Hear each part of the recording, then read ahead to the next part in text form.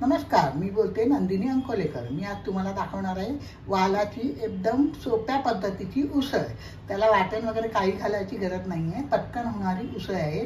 चला तर बघूया आपण त्याच्यासाठी काय काय साहित्य लागतं ते। कडवेवालाची उसळ करण्यासाठी लागणारं साहित्य हे कडवेवाल असतात असे, हे ना आपण 8 तास पाण्यामध्ये पहिल्यांदा भिजवायचे असतात। 8 तासानंतर ते काढायचे, स्वच्छ धुवायचे आणि एका कपड्यामध्ये बांधून ठेवायचे। ते जवळजवळ 8 ते 10 तास कपड्यामध्ये बांधून ठेवायचे। मग दुसऱ्या दिवशी हे सगळे झाल्यानंतर दुसऱ्या दिवशी सकाळी ते पाण्यामध्ये ठेवायचे थोडा वेळ परत, आणि मग 1 तासाने असे सोलून काढायचे।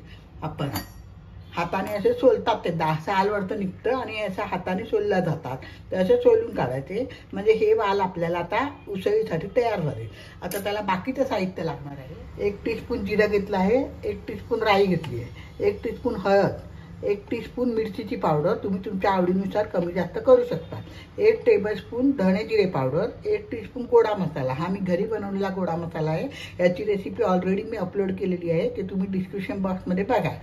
1 छोटा लिंबाचा गोळा चिंचेचा घेतला आहे आणि त्याचं पाणी काढून मी हे 2 ते 3 टेबलस्पून पाणी झालं आहे। तर हे 2 ते 3 टेबलस्पून चिंचेचं पाणी, 1 टेबलस्पून गूळ घेतलेला आहे, चवीनुसार मीठ, 2 टेबलस्पून कोथिंबीर आणि 2 ते 3 टेबलस्पून मी खोबरं थोडंसं गरम पाण्यामध्ये भिजत घातलं आहे। वाटायचं वगैरे नाही आहे, फक्त आपण काटून त्याच्यात पाणी टाकायचं आणि थोडायचं। आता आणि त्याला फोडणीसाठी तेल लागेल आणि जरुरीप्रमाणे पाणी लागेल। आता आपण उसळ करायला घेऊया। ठेवलं आहे त्याच्यामध्ये 2 टेबलस्पून तेल टाकलेलं आहे। आता आपण एक लाईनीने सगळं टाकत जाऊया। आता राई टाकते मी। राई चांगली तडतडली की त्याच्यामध्ये आपण जिरं टाकायचं। जिरं टाकलं मी, तुम्हाला मी हिंग दाखवायला विसरली आहे, ते 1 टीस्पून आपण हिंग थोडासा टाकायचा आहे। हळद टाकायची आणि हे वाल आपण टाकायचे।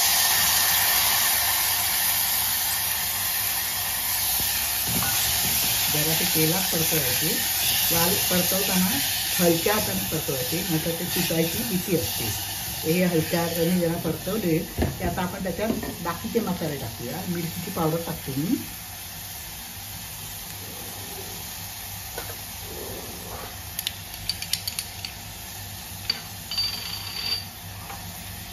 धणे जिरे पावडर टाकते, परत आपण मिक्स करूया।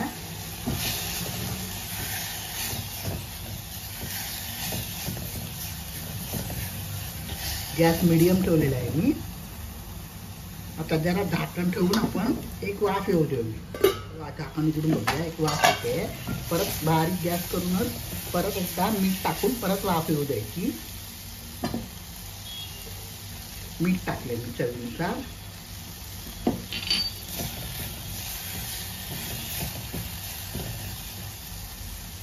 परत झाकण ठेवूया, वर खाली करूया, हलक्या हाताने करायचे वर खाली। आता हे चिंचेचं पाणी टाकूया आपण।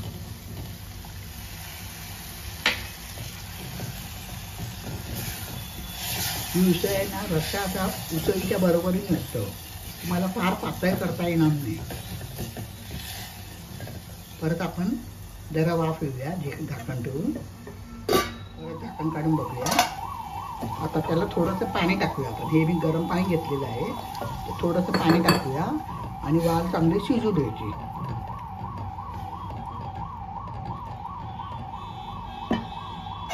उघडून बघूया, चांगली उकळी आली आहे। आता याच्यामध्ये आपण गूळ टाकूया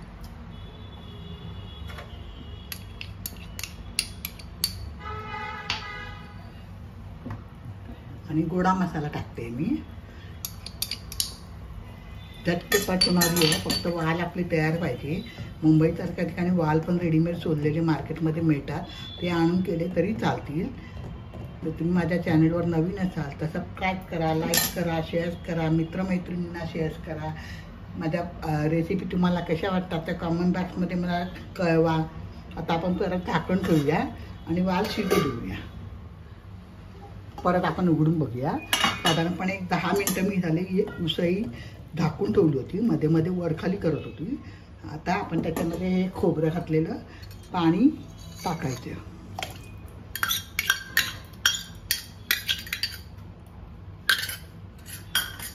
नीट वरताल करूया आणि परत एक 5 मिनटं तरी उकळी येऊ द्यावी, म्हणजे खोबरं चांगलं शिजून चांगला रस तयार होतो त्याचा. आपल्याला वाटण न घालता ही आमटी उसळी करायची आहे, तर त्याच्यात चांगला रस आला पाहिजे, म्हणून खोबरं असं वाटून घालायचं नाही, असं कच्चं घालायचं खाऊन.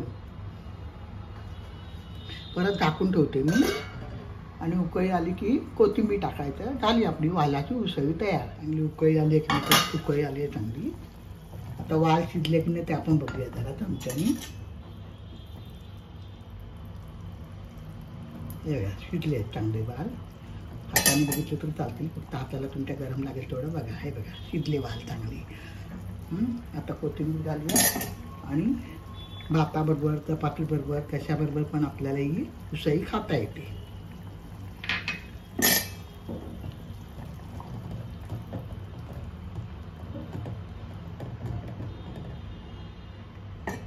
झाली आपली वालाची उसळ तयार.